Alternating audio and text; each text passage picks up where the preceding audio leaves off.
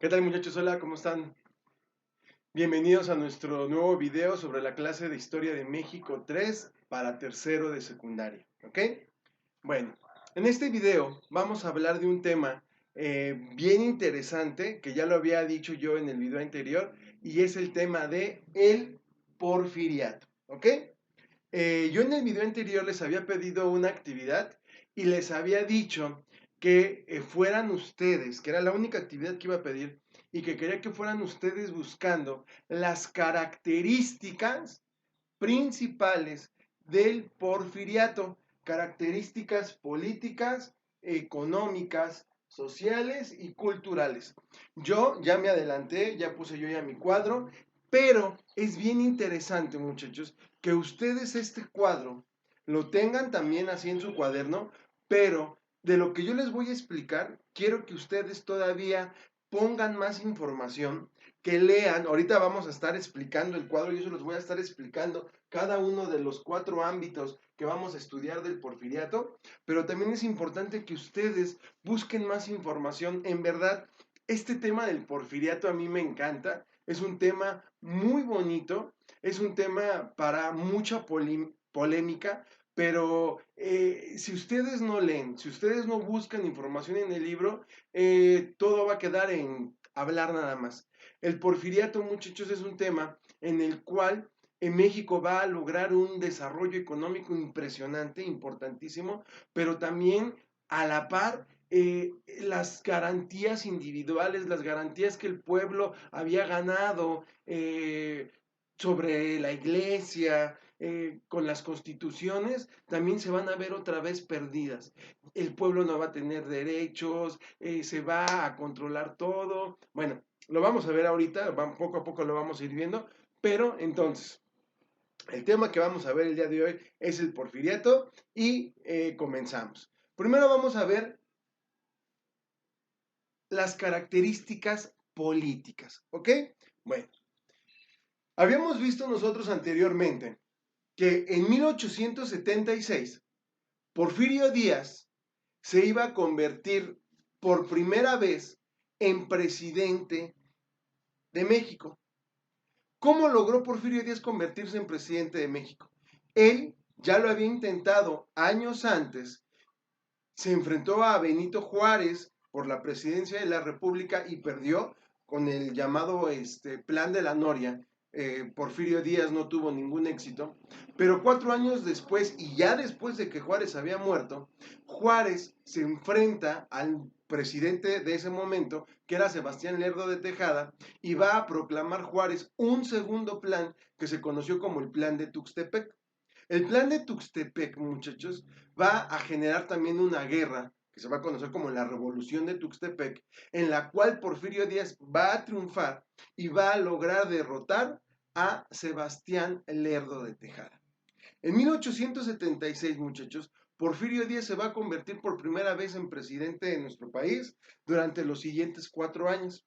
Hasta 1877 ya es elegido constitucionalmente y el primer periodo de Porfirio Díaz va de 1876 a 1880. Porfirio Díaz, queriendo guardar la apariencia, va a darle la presidencia de la República en 1880 a su compadre Manuel González.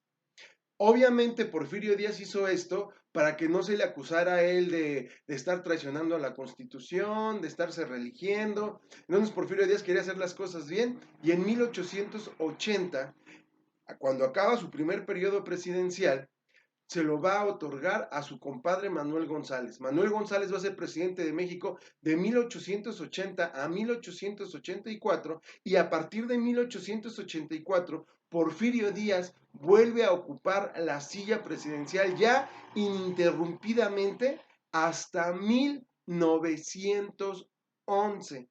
Casi 30 años estuvo Porfirio Díaz en el poder de manera ininterrumpida y esos 30 años van a hacer que México se consolide como un país económicamente estable, pero también socialmente fue un periodo terrible para el pueblo de México. ¿Ok? Bueno, Políticamente hablando, el régimen de Porfirio Díaz fue un régimen de conciliación. Porfirio Díaz, muchachos, había sido un general del bando de los liberales. Pero Porfirio Díaz, cuando llega a tomar la presidencia, él va a conciliar con todos los grupos políticos, concilia con los conservadores, va a conciliar con la clase, con la iglesia, con los liberales a los que él pertenecía, también los va a integrar. Y entonces Porfirio Díaz trata de juntar a todos estos grupos políticos en uno solo, y así es como va a lograr tener gran éxito en la política que va a manejar. Porfirio Díaz va a manejar toda la política, muchachos. Se va a acompañar de un grupo de burócratas muy importantes que tomaban decisiones. Porfirio Díaz les había dado una carta blanca para que tomaran las decisiones que les correspondía a estos burócratas, pero siempre el que tenía la última palabra y el que decidía era Porfirio Díaz. ¿Ok? Entonces, una primera característica es que Porfirio Díaz va a manejar una política de reconciliación entre los diferentes grupos políticos.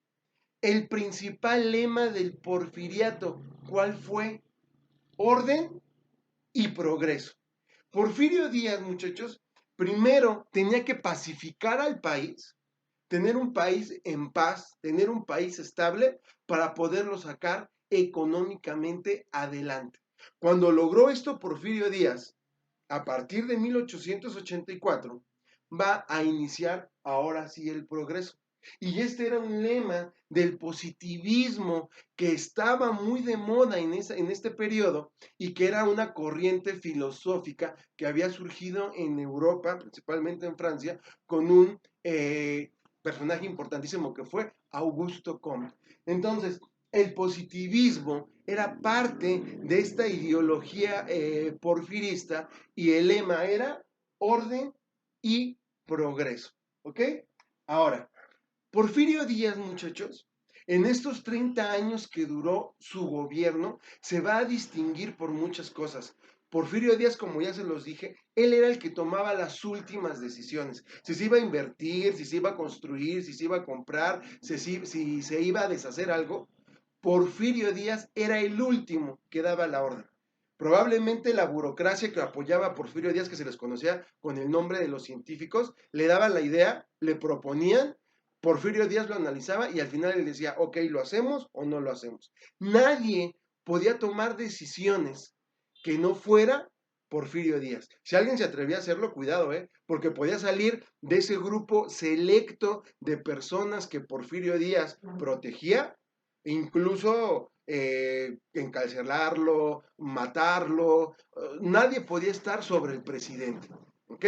Ahora, Porfirio Díaz, muchachos, para lograr todo este poder político, va principalmente a perseguir, someter y castigar a generales rebeldes.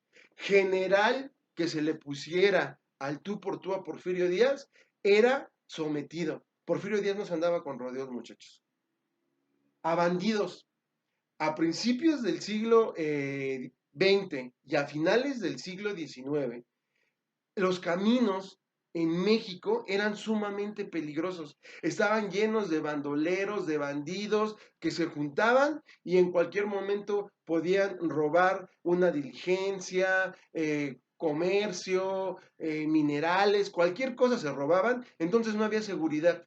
Porfirio Díaz empezó a castigar, a buscar y a someter a estos bandidos de los caminos. Empezó a darle seguridad al país. ¿Por qué? Porque esto iba a ser importantísimo, porque si se van a empezar a producir muchísimas cosas y el comercio se iba a volver una actividad económica muy importante, no iba a servir nada esto si todos los caminos estaban llenos de asaltantes, de rateros, que se iban a robar todo.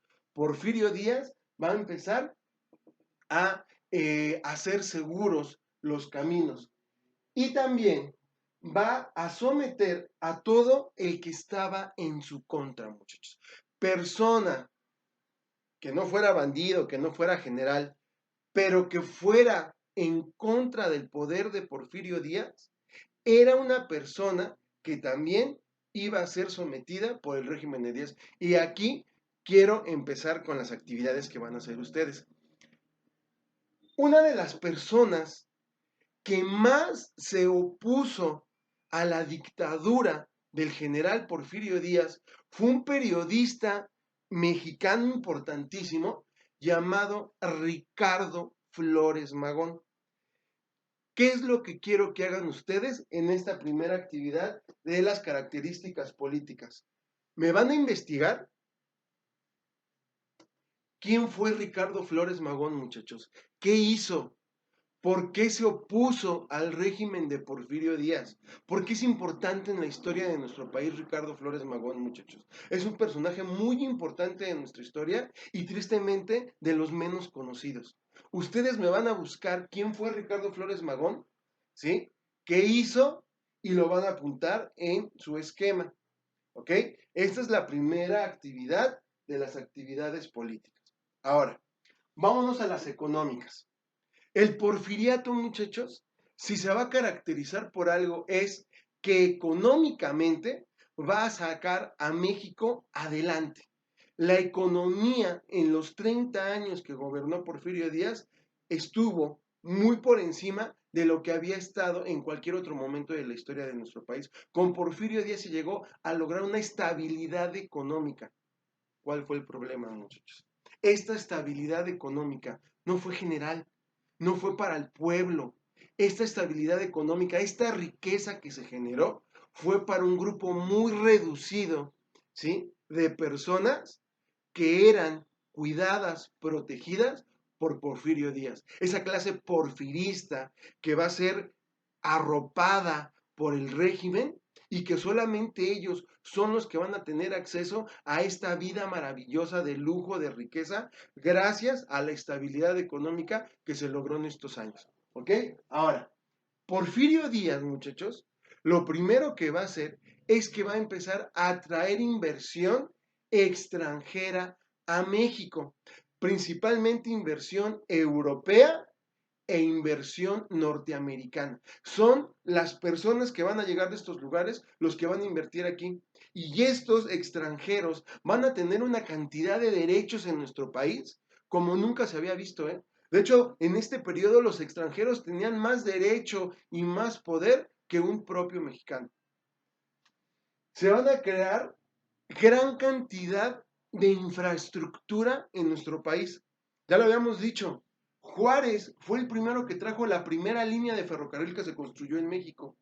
Pero Porfirio Díaz, muchachos, y es aquí donde siempre la historia nos confunde un poco, Porfirio Díaz va a crear más de 19,000 kilómetros de líneas de ferrocarril alrededor del país, muchachos. Va a conectar el norte con el sur, el Pacífico con el Golfo. Porfirio Díaz va a conectar a México por medio del ferrocarril. Eso fue un triunfo del porfiriato maravilloso, muchachos. Eso fue algo muy bueno para nuestro país, ¿sí? Y fue de esas cosas buenas que tuvo Porfirio Díaz. Las actividades que más se van a fortalecer fueron el comercio y la industria. Y aquí viene la segunda actividad. ¿Qué quiero que ustedes hagan? Ya les di las características económicas. Ustedes me van a buscar cuáles fueron estas industrias que van a traer los extranjeros a México y que van a dejar una gran derrama económica. Ustedes las van a buscar y las van a ir escribiendo, muchachos. ¿Qué industrias se van a traer? ¿Cuál va a ser el comercio que se va a realizar en nuestro país? Ajá. Va a haber muchísimas cosas, va a haber una cantidad de cambios en nuestro país como nunca se había visto. ¿Ok? Ahora, vámonos. Características sociales. Y aquí es donde empieza lo verdaderamente terrible. Si nosotros nos ponemos a ver, a analizar lo que ya les expliqué de las características políticas y económicas, realmente fue bueno lo que hacía Porfirio Díaz, pacificar al país después de casi 80 años de que había habido guerra tras guerra tras guerra, levantamiento tras levantamiento. Porfirio Díaz lo pacifica. Bueno, eso estuvo muy bien. Mejoró la economía del país, perfecto, eso también estuvo muy bien. ¿Cómo la mejoró? Infraestructura, trajo inversión, sí, pero Porfirio Díaz para hacer todo esto, muchachos, tuvo también que cometer atrocidades. ¿Y contra quién se cometieron las atrocidades? Contra el pueblo. Y es lo que yo siempre se los he dicho a mis alumnos, muchachos. Sí, Porfirio Díaz tuvo cosas muy buenas, pero el pueblo va a ser el que va a sufrir, ajá, todo este desarrollo político y económico que va a vivir México. Si el pueblo hubiera sido tratado de una manera distinta, si el pueblo hubiera disfrutado un poco de los beneficios económicos que dejó el porfiriato, la historia sería completamente diferente. Porfirio Díaz sería el verdadero héroe de nuestro país. La historia no busca héroes ni tampoco busca maldecir. ¿Ah? Hay que ver nosotros las características. ¿Qué pasó con el pueblo? El pueblo se va a dividir en tres clases sociales. Clase alta, clase media y clase baja. Obviamente la clase alta era la más pequeña, eran los mínimos en la cantidad de mexicanos, pero era la más poderosa. ¿Quién conformaba la clase alta? Hacendados, ajá, estos extranjeros que habían comprado gran cantidad de tierras y que habían construido ahí sus industrias, ¿sí? Industriales, por supuesto, y esta clase mexicana, ¿sí? Amigos de Porfirio Díaz, familiares de Porfirio Díaz, que habían estado siempre de su lado y que Porfirio Díaz los había beneficiado con puestos en el gobierno, con negocios. ¿Ah? Esta era la clase alta, esta clase porfirista conformada por mexicanos y por extranjeros. Y estos extranjeros eran los que tenían las haciendas y las industrias. Después tenemos la clase media. ¿Quién conformaba la clase media en el porfiriato? Rancheros, pequeños propietarios, gentes que tenía pequeños territorios, comerciantes, artesanos y profesionistas. Esto lo vamos a ver más adelante. La educación para este periodo, muchachos, ya era una forma de poder progresar socialmente. Ya no era como 50 años atrás, donde la única manera de poder salir adelante era o estar en la iglesia o estar en el ejército. Aquí ya no. Aquí ya las profesiones, ser abogado, ser médico, ser maestro, va a empezar a darle a las personas y sobre todo a las personas que no habían nacido en una familia rica, en una familia acomodada, la oportunidad de poder sobresalir socialmente.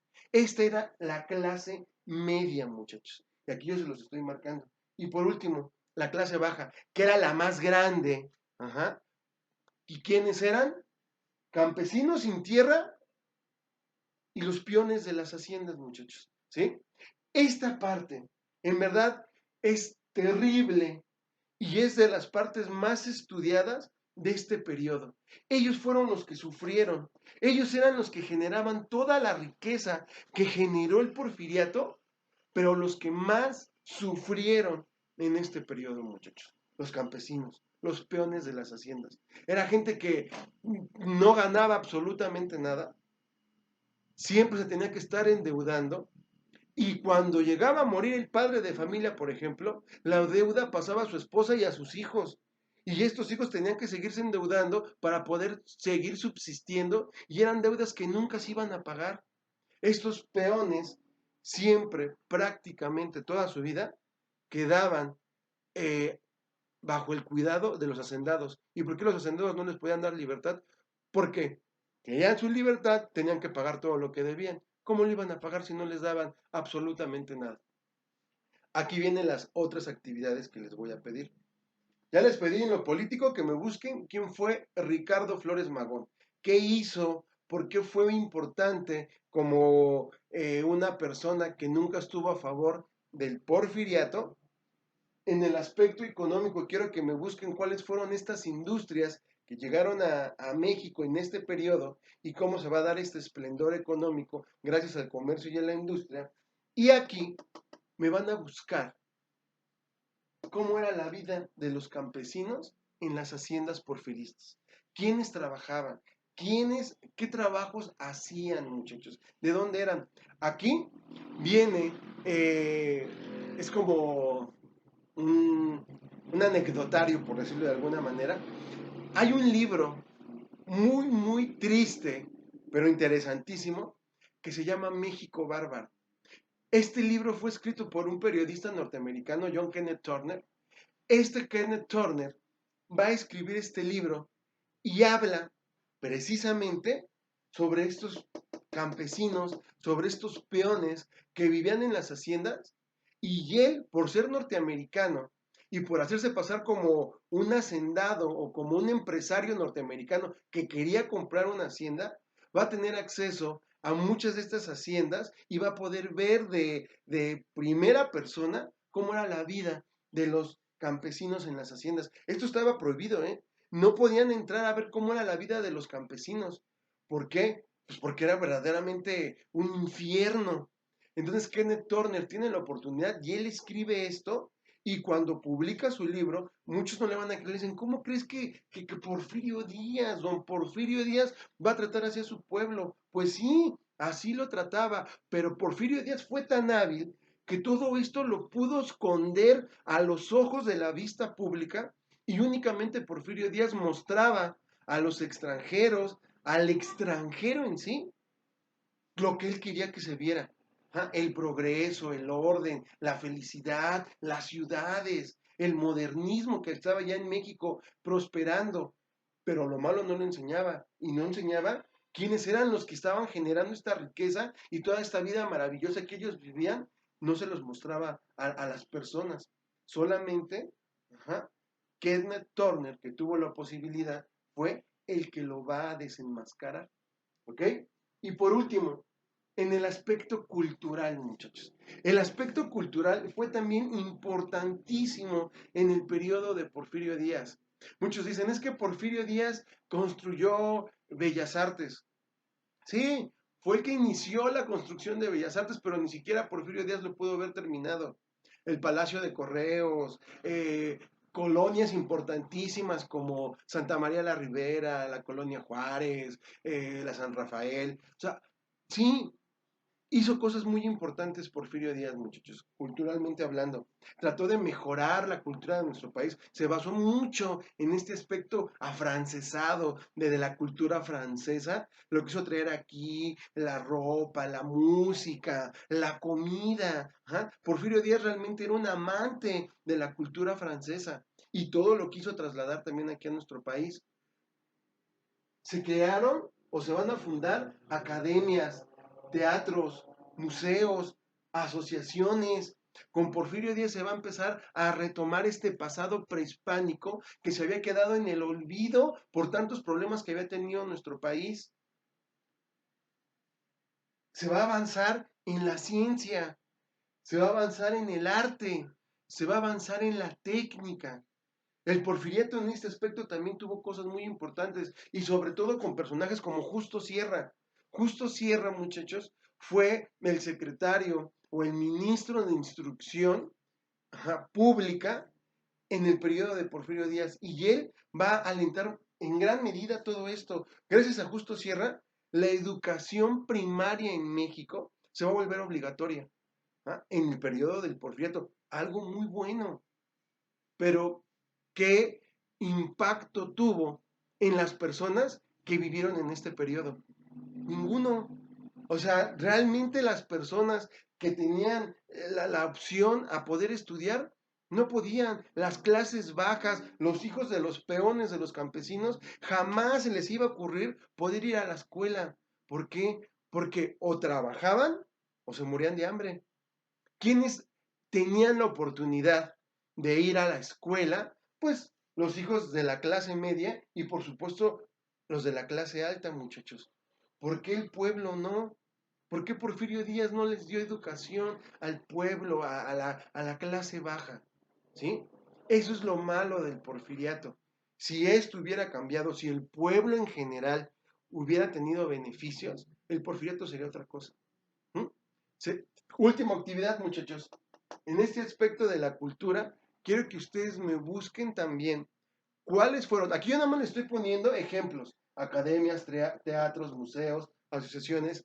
Yo quiero que ustedes me busquen, por favor, cuáles fueron estas asociaciones, teatros, avances culturales que se tuvieron en el periodo de Porfirio Díaz. Hay muchas páginas en internet donde hablan sobre esto, hay videos, ustedes búsquenlo por favor. Bueno, incluso con el porfiriato, muchachos, se va a traer el alumbrado público, el telégrafo, el teléfono, ¿sí? Se va a hacer la primera presentación de cine con el cinematógrafo de los hermanos Lumière aquí en México.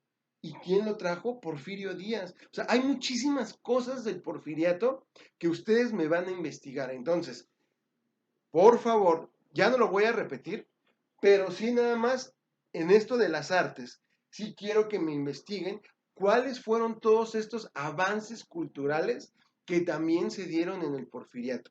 Ya vimos las características, muchachos. Ya las hemos apuntado aquí. Ustedes, si gustan, pueden apuntar más de lo que hayan encontrado de su libro. Recuerden que esto es un apoyo nada más para lo que ya hicieron, que yo les pedí que hicieran con anterioridad, y únicamente van a buscar las últimas actividades que les he dicho en este video el día de hoy. Muchachos, hasta aquí dejo mi video.